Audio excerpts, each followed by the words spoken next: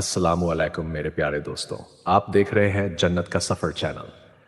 दोस्तों, ये ज़िंदगी बहुत छोटी है। आज हम हंस रहे हैं, कल शायद ना हो। आज हमारी सांसें चल रही हैं, कल थम जाए कौन जानता है। याद रखो, कब्र की तन्हाई, हश्र का मैदान और आखिरत का सफ़र हर एक को तय करना है। कोई माँ बाप, कोई भाई, कोई दोस्त उस सफ़र में साथ नहीं जाएगा। सिर्फ हमारे नेक अमल ही हमारे साथी बनेंगे। इसलिए मेरी आप सबसे दरख्वास्त है कि इस वीडियो को आखिर तक ज़रूर देखें, ताकि दिल को जागने का मौका मिले और ज़िंदगी को सही राह पर लाने का इरादा बने। अगर ये बातें आपके दिल को छू जाए तो इसे अपने दोस्तों और अपनों तक ज़रूर पहुंचाएं और चैनल को सब्सक्राइब करके हमारे साथ इस जन्नत के सफ़र का हिस्सा बन जाए। सुबह का वक्त था। आसमान पर नीली हल्की रोशनी फैलना शुरू हो चुकी थी। गांव की पुरानी मस्जिद दूर से ही ऐसी लग रही थी जैसे वह रात भर इबादत में डूबी रही हो और अब अपने दरवाजे खोलकर हर आने वाले को सुकून बांटने के लिए तैयार बैठी हो। इसी मस्जिद के बाहर छोटा सा बच्चा हमजा अपने दादा अब्बू सलीम का हाथ पकड़े खड़ा था। दादा की आंखों में मोहब्बत और रूहानियत दोनों थे। उन्होंने झुककर कहा, आज मैं तुझे नमाज पढ़ना नहीं, नमाज महसूस करना सिखाऊंगा, क्योंकि नमाज हरकतों का नहीं, दिल का सफर है। वुजू खाने में पहुंचकर दादा ने पानी को हाथों में लिया और हमजा को देखकर मुस्कुराए। उन्होंने कहा, नमाज से पहले इंसान अपने जिस्म को नहीं, अपनी नीयत को धोता है। ये पानी सिर्फ हाथ पांव नहीं धोता, ये दिल की धूल उतार देता है। दादा ने पहले हाथ धोए और दुआ की, या अल्लाह मेरे हाथों को बुराई से दूर रखना। फिर कुल्ली करते हुए कहा, मेरी जुबान से सिर्फ सच और नेक बातें निकले। चेहरा धोते समय बोले, मेरे चेहरे पर तेरी रजा का नूर रहे। हर अंग धोते हुए वे दुआएं करते जाते और हर दुआ हमजा के दिल पर अजीब सा असर कर रही थी। वुजू पूरा होने तक हमजा को सच में ऐसा लगा जैसे उसके अंदर की सारी थकान, छोटी बड़ी गलतियां और उदासी पानी के साथ बह गई हों। वुजू के बाद दोनों मस्जिद के दरवाजे की तरफ चले। जैसे ही दादा ने दाहिना पांव अंदर रखा, उन्होंने दुआ पढ़ी और हमजा को भी पढ़ाई। मस्जिद की हवा बाकी हर हवा से अलग थी, चुप, ठंडी और दिल को छू लेने वाली। अंदर इतनी शांति थी कि ऐसा लगता था जैसे दीवारों ने सैकड़ों साल की इबादतों की खुशबू अपने अंदर कैद कर रखी हो। दादा ने धीरे से कहा, जब हम मस्जिद में आते हैं तो दुनिया के शोरगुल को दरवाजे के बाहर छोड़ आते हैं। यहां सिर्फ रूह बोलती है और अल्लाह सुनता है। दोनों किबले की तरफ खड़े हुए। दादा ने कहा, किबला एक दिशा नहीं, यह हमारे दिल की दिशा है। यह हमें बताता है कि हमारी निगाहें, हमारी सोच, हमारी उम्मीदें किस तरफ टिकनी चाहिए।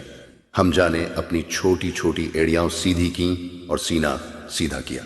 उसे ऐसा लगा जैसे उसके सामने कोई रोशनी खड़ी हो जो उसे देख रही हो। दादा ने हाथ कानों तक उठाए और धीरे से कहा, अल्लाहू अकबर। यह आवाज मस्जिद की शांति को फाड़कर दिल में उतर गई। दादा ने हमजा को समझाया, हाथ उठाने का मतलब है कि हम दुनिया के बोझ, परेशानियां और फालतू बातें सब पीछे फेंक रहे हैं। अब सिर्फ तू और तेरा रब है। हमजा ने भी हाथ उठाए और उसे लगा जैसे उसने सच में अपने छोटे छोटे गम पीछे छोड़ दिए हैं। दोनों कयाम में सीधे खड़े हो गए। दादा ने धीमी आवाज में सूरह अल फातिहा पढ़नी शुरू की। हर आयत, हर शब्द ऐसा लगता था जैसे ऊपर आसमान में कोई उसे सुन रहा हो और जवाब में बरकते बरसा रहा हो। दादा ने कहा, जब हम खड़े होते हैं तो हम अल्लाह से बात कर रहे होते हैं, जैसे कोई बच्चा अपने पिता से अपनी जरूरतें, अपने गम, अपनी खुशियां बांटता है। हमजा पूरी तन्मयता से खड़ा रहा, जैसे उसकी रूह सुन रही हो। फिर दादा ने धीमे से अल्लाहू अकबर कहा और रुकू में झुक गए। उन्होंने अपनी पीठ सीधी की, दोनों हाथ घुटनों पर रखे और कहा, सुभान रब्बियाल अज़ीम। दादा ने समझाया, रुकू में हम अल्लाह की महानता को महसूस करते हैं। इंसान झुककर अपने अंदर के घमंड को तोड़ता है। हमजा ने झुकते हुए सच में महसूस किया कि इस झुकने में एक अजीब सी नरमी है, जैसे रूह का बोझ उतर रहा हो। फिर दोनों ने समी अल्लाहू लिमन हमिदा कहते हुए खड़े होकर सांस भरी। दादा ने कहा, यह वह पल है जब इंसान कहता है, या अल्लाह तूने मेरी बात सुनी, मैं तेरे शुक्र में खड़ा हूं। हमजा ने आंखें बंद करके सीने में शांति महसूस की। उसके बाद दोनों सजदे में गए। दादा ने धीरे से कहा, सुभान रब्बियल आला, और बोले, बेटा सजदा वह जगह है जहां इंसान जमीन पर सबसे नीचे होता है और उसी वक्त अल्लाह के सबसे करीब होता है। दुनिया में कोई राजा, कोई दौलत, कोई ताकत ऐसी जगह नहीं दे सकती जहां सजदा इंसान को ले जाता है। हमजा ने जब अपना माथा जमीन पर रखा तो उसके दिल से जैसे कोई भारी चीज निकल गई। दूसरा सजदा पूरा होने पर दोनों ने 2 रकत पूरी की। दादा ने आखिरी बैठने में तशहुद, द्रूद और दुआ पढ़ी। उनकी आवाज धीमी थी, लेकिन उसमें एक ऐसी मिठास थी कि जैसे सदियों पुरानी दुआएं भी उनमें शामिल होती जा रही हों। हमजा ने महसूस किया कि यह बैठना, यह हाथ जोड़ना, यह दुआ मांगना सब किसी अनदेखी रोशनी से भरा हुआ है। नमाज खत्म हुई तो दादा ने हमजा का हाथ पकड़ा और कहा, बेटा नमाज सिर्फ पढ़ी नहीं जाती, जी जाती है। ये तेरे दुखों की दवा है, तेरे डर का इलाज है, तेरी रूह का सुकून है। जब भी तू टूटा हुआ महसूस करे, नमाज में खड़ा हो जाना, अल्लाह तुझे संभाल लेगा। दादा की बातों और उस सुबह की नूरानी अनुभूति के बाद हमजा जब घर लौटा तो उसके मन में एक अद्भुत जिज्ञासा और चाहत थी, नमाज को रोजाना जीने की, हर रोज उस सुकून को फिर से पाने की। वह अब सिर्फ एक बच्चे की तरह आडंबर नहीं कर रहा था। उसके अंदर एक छोटी सी आग जल उठी थी जो हर रोज उसे मस्जिद की ओर खींचती। अगले दिन से ही उसने सुबह उठने का मौका गिना। अजान की खनक सुनते ही दिल की धड़कन तेज हो जाती और वह दादा के साथ जल्दी तैयार होकर मस्जिद पहुंच जाता।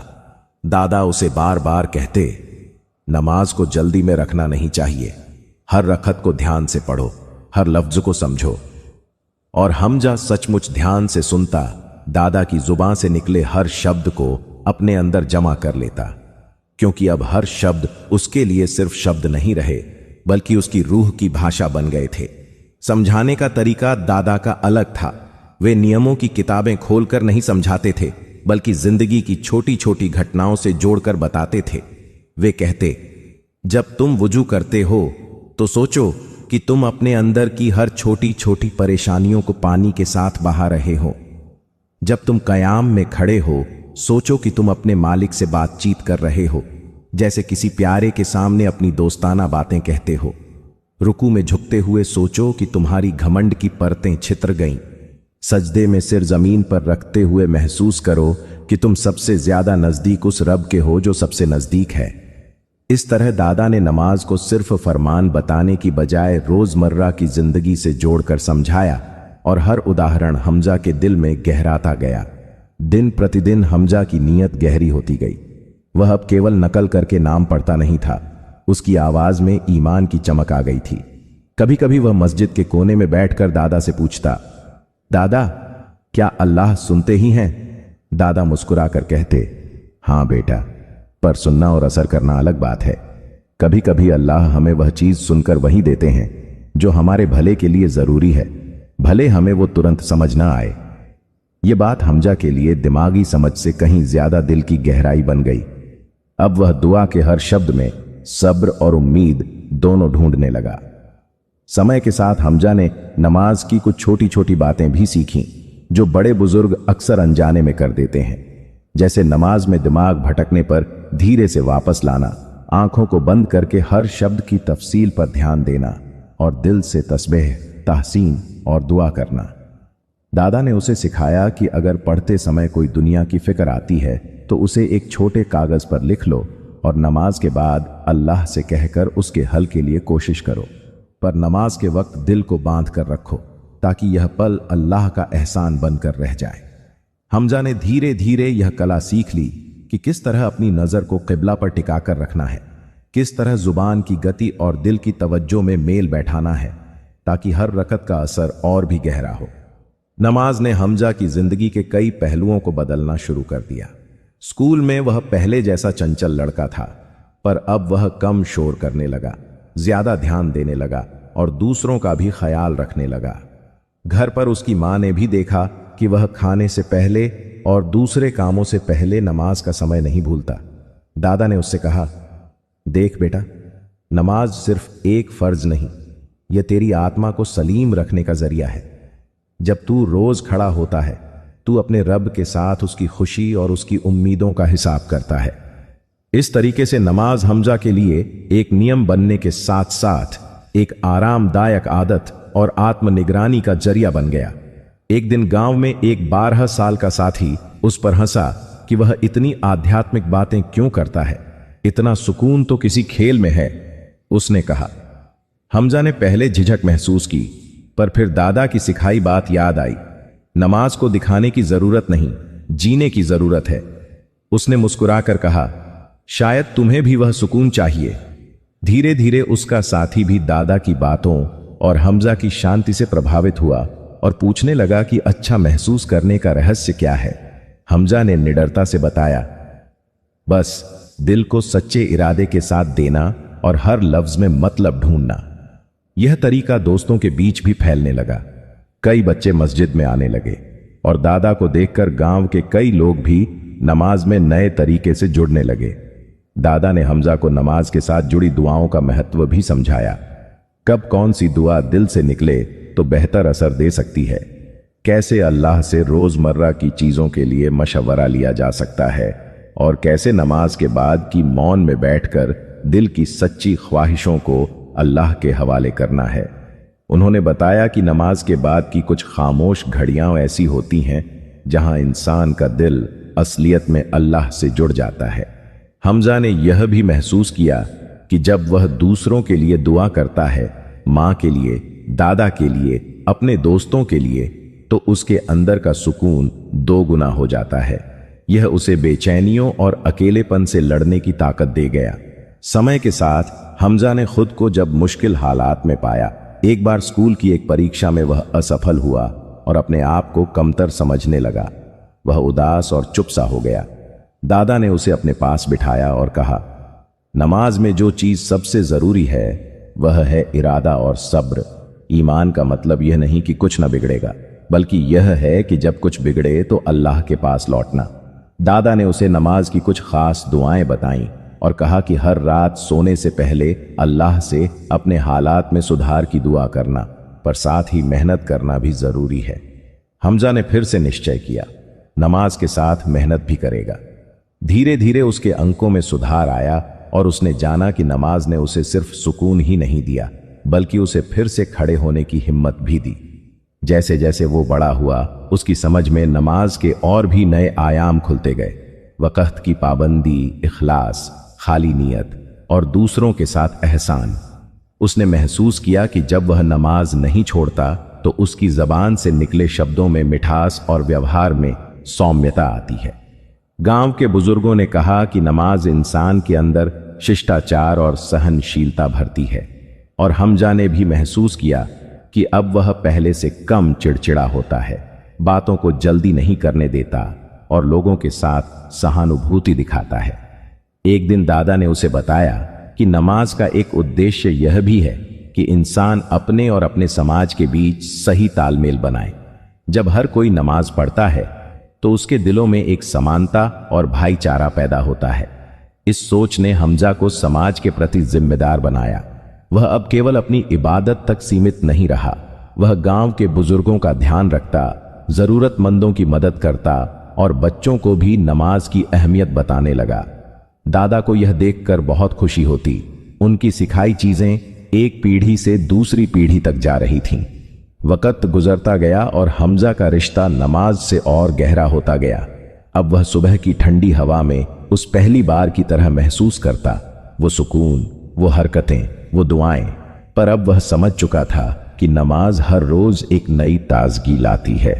कभी कभी वह रात में सोते से पहले उठकर निजाम से बैठकर लंबी दुआ करता, अपने दिल की बातें बद्दाता और अल्लाह के सामने सच्चे मन से अपने सपनों, डर और उम्मीदों को रखता। वह जानता था कि नमाज सिर्फ शब्द नहीं, एक सफर है, एक सफर जो हर दिन उसे उसकी बुनियादों की तरफ लौटाता है, उसे बेहतर इंसान बनाता है और उसके दिल को जकड़े हुए भय और अनिश्चितताओं को ढील देता है। आखिरकार एक दिन हमजा दादा के साथ उसी पुरानी मस्जिद के सामने खड़ा होकर मुस्कुराया। वह अब उस छोटे बच्चे से बहुत बदल चुका था जो पहले सिर्फ हाथ पकड़े खड़ा रहता था। उसकी आवाज में स्थिरता थी, उसकी नीयत में गहराई और उसके कर्मों में नम्रता। दादा ने उसकी पीठ थपथपाई और कहा, देखा बेटा, नमाज ने तुझे क्या दिया? सुकून, हिम्मत, समाज का टुकड़ा बनने की चाह और सबसे बड़ी बात, अल्लाह के साथ एक सच्चा रिश्ता। हमजा ने आंखें बंद करके कहा, हां दादा, अब मुझे समझ आ गया है, नमाज पढ़ना नहीं, उसे जीना है। उन शब्दों में उस सुबह की सारी गर्माहट और दादा की सीख का नूर था और मस्जिद की दीवारों पर जैसे नई दुआ का सुकून फैल गया।